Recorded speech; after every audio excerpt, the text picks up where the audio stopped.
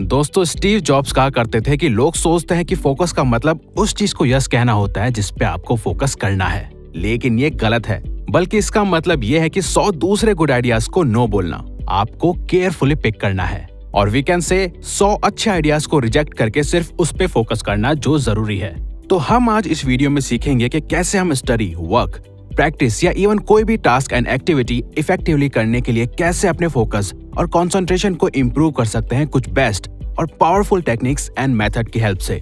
क्योंकि चाहे हम किसी भी चीज की तैयारी या कोई भी वर्क कर रहे हो, हम अपने उस गोल को बिना फोकस एंड कंसंट्रेशन के अचीव नहीं कर सकते। इवन 2013 में माइक्रोसॉफ्ट द्वारा ह्यूमन अटेंशन स्पैन पे की गई एक रिसर्च में पता चला कि एक एवरेज इंसान का अटेंशन स्पैन यानी कि बिना डिस्ट्रैक्ट हुए किसी एक काम पे फोकस और कंसंट्रेशन करने की एबिलिटी एक गोल्ड फिश से भी कम हो गई है। तो आइए हम इसी अटेंशन स्पैन और फोकस को इन 10 टिप्स की मदद से इम्प्रूव करते हैं। साथ ही हम आपको कुछ बुक्स भी बताएंगे जो आपको आपका फोकस और कंसंट्रेशन बढ़ाने में मदद करेगी। और हाँ, अगर आप इस वीडियो को एंड तक देखते हैं तो इट मींस कि आपका फोकस और कंसंट्रेशन औरों से अच्छा है। So number 1, find out what distracts you. हमें ये तो पता होता है कि हमें किस चीज पे फोकस करना है, लेकिन हम उन चीजों पे ध्यान नहीं देते जो हमें नहीं करनी है। नॉर्मली लोग एक टू डू लिस्ट फॉलो करते हैं और एक स्टेप आगे प्रोडक्टिव लोग टू डू लिस्ट या टाइम ब्लॉकिंग के साथ ही एक no to do list follow करते हैं। यानी कि आपको एक पेपर शीट में लिस्ट बनानी है कि आपको पढ़ाई करते समय या काम करते समय क्या क्या चीजें डिस्ट्रैक्ट करती हैं। अब ये आपकी फोन में आई नोटिफिकेशंस हो सकती हैं, बीच में थोड़ी देर कोई वीडियो देखना, सोशल मीडिया स्क्रॉल करना, आपके आसपास के लोग या एनवायरनमेंट। आपको सबको एक लिस्ट में लिखना है और सॉल्यूशन निकालना है कि आप इसे कैसे अवॉइड कर सकते हो। और फिर जब आप पढ़ाई या ऑफिस का वर्क कर रहे हो तो उस वक्त आपको वो सब चीजें नहीं करनी है जो आपने अपनी डिस्ट्रैक्शन लिस्ट में लिखी है। आपको वो लिस्ट अपनी आंखों के सामने डेस्क पे रखनी है। Number 2, do less. आपने सुना ही होगा कि ज्यादा ही बेटर होता है। ज्यादा काम करना, ज्यादा देर तक पढ़ना, जो कि एक मिथ है जिसे डोंकी वर्क भी कहा जाता है। दोस्तों, प्रोडक्टिविटी को आसान भाषा में समझा जाए तो प्रोडक्टिविटी का मतलब होता है कम समय में इंपॉर्टेंट काम फोकस के साथ इफेक्टिवली करना, जिसका रिजल्ट बेनिफिशियल हो। अगर आप ज्यादा घंटों तक काम करने या पढ़ने में बिलीव करते हो तो आपको आपकी फिजिकल एनर्जी और मेंटल एनर्जी दोनों को बैलेंस करने में प्रॉब्लम होगी। अब हम यहाँ आपको आलसी बनने के लिए नहीं कह रहे, बल्कि ये कह रहे हैं कि आप एक सेट टाइम पीरियड के अंदर ज्यादा से ज्यादा रिजल्ट्स लाओ। सिर्फ वही काम करो जो मोस्ट इंपॉर्टेंट है, क्योंकि इंपॉर्टेंट तो हर एक टास्क लगता है। 80-20 परेटो प्रिंसिपल का यूज करो, मल्टीटास्किंग मत करो। इवन वॉरेन बफेट अपनी डेली टास्क एक लिस्ट में लिखते हैं और उन टास्क की इंपॉर्टेंस के अकॉर्डिंग उन्हें ABC प्रायोरिटी देते हैं और फिर B और C को काट के सिर्फ A प्रायोरिटी वाले को करते हैं। ऐसा करके आप अपनी mental and physical energy save कर पाओगे और जब आप दोबारा काम करने बैठोगे तब वो बची हुई एनर्जी आपके काम आएगी और आप फोकस कर पाओगे। Number 3, decide what you want in the end.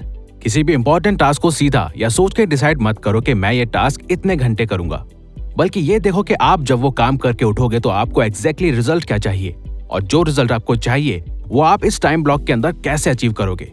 1 से 2 घंटे तो कोई भी बैठ के काम कर सकता है, लेकिन उन घंटों में फोकस और इफेक्टिव रहना जरूरी है ताकि हमारी मेहनत का हमें उसी समय रिजल्ट मिल पाए।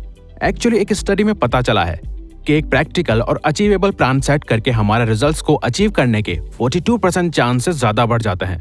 और इसी प्लानिंग की वजह से हमारा फोकस उस काम पे लग जाता है, क्योंकि हमें पता होता है कि हमें कितने टाइम के अंदर कैसे और क्या रिजल्ट्स अचीव करने हैं। Number 4, be in flow state. दोस्तों, फ्लो स्टेट एक ऐसी स्टेट है जहां आपके आसपास क्या हो रहा है या क्या डिस्ट्रैक्शन है उससे आपको फर्क ही नहीं पड़ता।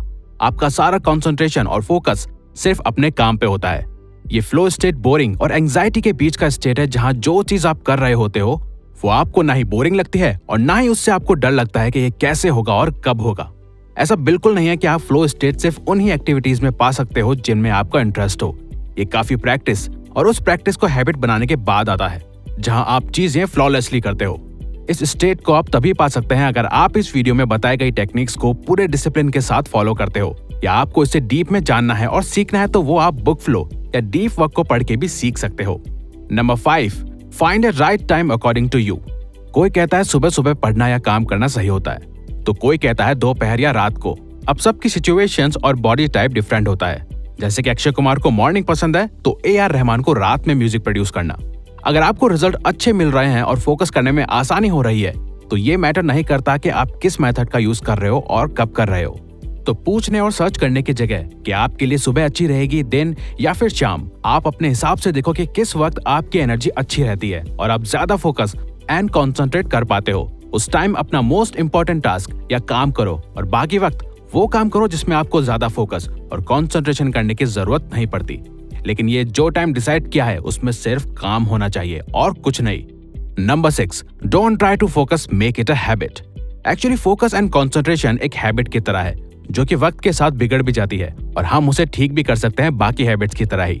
जैसे वॉर में लड़ने से ज्यादा पहले कई सालों की प्रैक्टिस करना जरूरी होती है, वैसे ही आपको अब से अपने उस फोकस और कंसंट्रेशन को ठीक करने की जरूरत है जिसे इंटरनेट और आपके फोन ने खराब किया है। हम चाहते हैं कि आप अब से फोकस एंड कंसंट्रेशन को अपनी आदत बना लो, यानी कि आप सिर्फ ये मत सोचो कि मैं जब काम या स्टडी करूंगा तभी फोकस करूंगा, बल्कि आप इस एक हैबिट को पूरे दिन प्रैक्टिस करो। आप एक वक्त में सिर्फ एक चीज करो और जो चीज कर रहे हो उस पर अपना पूरा फोकस डाल दो। अगर फेस वॉश कर रहे हो तो सारा ध्यान उस वक्त उस एक एक्टिविटी में रखो। फोन यूज करते समय सिर्फ फोन पे ध्यान और वर्क करते समय सिर्फ वर्क पे। इसको इंप्रूव करने का बेस्ट तरीका है अपने पसंद की बुक पढ़ना और मेडिटेशन करना। Number 7, balance your brain power. Productivity आती है फोकस से और फोकस आता है हमारी ब्रेन पावर से। ये सुनने में बहुत अच्छा लगता है कि आप हमेशा सिर्फ वही काम करते रहो जो आपके लिए जरूरी है, बाकी सब भूल जाओ। अब ये पॉसिबल तब होता है जब कोई इंसान नेचुरली किसी चीज के लिए अंदर से पैशनेट हो, वरना बाकी लोग ये सिर्फ कुछ दिन के लिए कर सकते हैं, उससे ज्यादा नहीं। एंड दिस इज प्रूवन कि हमें हमारी ब्रेन पावर को बढ़ाने के लिए उसे रेस्ट भी देना चाहिए और ऐसी एक्टिविटी में भी डालना चाहिए जहां वो हील हो सके। तो आपको अपने काम के लिए टाइम सेट करना तो बहुत ही ज्यादा जरूरी है, लेकिन साथ ही ये भी सेट करना जरूरी है कि आपको अपने शेड्यूल में कितना फन और रेस्ट टाइम रखना है। इसके 2 फायदे होंगे कि आप काम करते समय सिर्फ काम करोगे और फन, दोस्तों या अपने फोन के साथ टाइम गुजार पाओगे। साथ ही आप ओवरवर्क की वजह से कभी बर्नआउट नहीं करोगे। Number 8, don't keep your phone with you. आपको ये बात सुनने में शायद थोड़ी अजीब लगे, लेकिन आपका फोन ही आपकी आधी से ज्यादा प्रॉब्लम्स और बुरी आदत का कारण है। आपने अगर अपनी इस एक आदत को कंट्रोल कर लिया तो आपकी लाइफ में परफॉर्मेंस और आपकी ब्रेन पावर दोनों अच्छी हो जाएंगी। लेकिन हम जानते हैं कि ये करना आज के वक्त में आसान नहीं है और फोन बिल्कुल ही छोड़ देना भी पॉसिबल नहीं है, क्योंकि हम इस फोन से अच्छी चीजें भी सीख सकते हैं। लेकिन फोकस और अटेंशन स्पैन को बढ़ाने के लिए आपको अपने सोशल मीडिया और फोन यूसेज की आदत को कम करना पड़ेगा। और जिस वक्त आप अपने वर्किंग या स्टडी डेस्क पे हो, आपको अपने पास अपना फोन बिल्कुल भी नहीं रखना। अगर आपको याद आता है कि अरे यार उसे कॉल करना है या ये काम करना है, अगर अभी नहीं किया तो बाद में भूल जाऊंगा, तो आप उस काम को एक साइड में रही पेपर शीट में लिख लो और जब आपके सारे काम कंप्लीट हो जाएंगे फिर जो उस लिस्ट में लिखा था उसे पूरा कर लेना अपने फ्री टाइम में। नंबर 9, से नो मोर देन यस। ये एक स्किल सुनने में जितनी आसान लगती है उतनी ही फॉलो करने में लोगों को परेशानी होती है।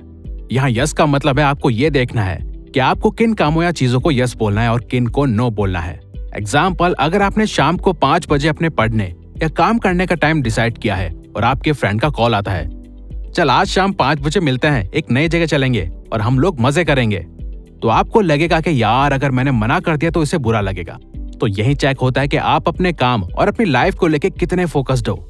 आपने ये देखा और सुना होगा कि कुछ लोग अपनी लाइफ में बहुत फोकस्ड होते हैं, उन्हें पता होता है कि उन्हें क्या चाहिए और क्या नहीं, तो वो इसी टेक्निक का यूज करते हैं। वो सिर्फ उन्हीं चीजों को यस बोलते हैं जो जरूरी है, उन चीजों और काम को नो जो सिर्फ उनका टाइम वेस्ट करेंगे और फोकस खराब करेंगे।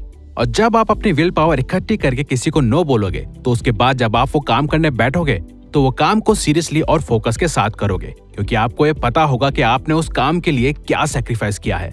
Number 10, don't procrastinate. आप बॉर्न लेजी नहीं हो, ये सिर्फ एक आदत है जो आपने वक्त के साथ अपने अंदर डाली है। बेसिकली किसी भी काम को कल या बाद में टालने का सबसे बड़ा रीजन होता है कि उस टास्क और काम को करने में बिल्कुल भी इंटरेस्ट ना होना। क्या आप अपने फेवरेट कॉमेडी यूट्यूबर की वीडियो को कल में या बाद में टालना पसंद करते हैं? नहीं ना।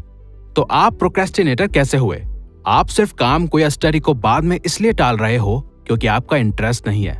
लेकिन अगर इंटरेस्ट नहीं है तो क्या हमें वो काम करना ही नहीं चाहिए? नहीं, ये सोचना भी गलत होगा, क्योंकि जैसे किसी बच्चे को खाना खाना पसंद नहीं होता लेकिन उसकी ग्रोथ के लिए खाना जरूरी होता है, वैसे ही हमें बोरिंग लगने वाले कामों को हमारा करना जरूरी है। प्रोक्रेस्टिनेशन हटाने का बेस्ट तरीका है कि आपका जो भी सबसे इंपॉर्टेंट काम है, कोशिश करो कि आप वो दिन की शुरुआत में ही कंप्लीट कर लो। इससे ये नहीं होगा कि आप बोलोगे कि अभी नहीं बाद में। और एक चीज हमेशा याद रखना कि प्रोक्रेस्टिनेशन से आपको लगता है कि यार थोड़ा रेस्ट मिलता है या मजा आता है, लेकिन रियल में ऐसा नहीं होता। वो कामों का पहाड़ बनता जाता है और फिर आपको अपनी सारी फिजिकल और मेंटल एनर्जी का यूज करके उस काम को कम समय में खत्म करना पड़ता है, और नहीं किया तो रिजल्ट तो आपको पता ही होता है। तो दोस्त, अगर आपको ये वीडियो अच्छी लगी है तो वीडियो को लाइक और सब्सक्राइब बटन पे क्लिक करके इस चैनल को ग्रो करने में सपोर्ट करो और बेल नोटिफिकेशन ऑन कर लीजिए ताकि आप आने वाली वीडियोस मिस ना कर पाओ। और साथ ही अगर आप चाहते हो कि हम किसी और टॉपिक या प्रॉब्लम पे वीडियो बनाएं तो प्लीज हमें कमेंट बॉक्स में बताइए। हम उस पे वीडियो बनाने की कोशिश करेंगे क्योंकि हम यहाँ आपकी हेल्प करना चाहते हैं। Thank you for watching.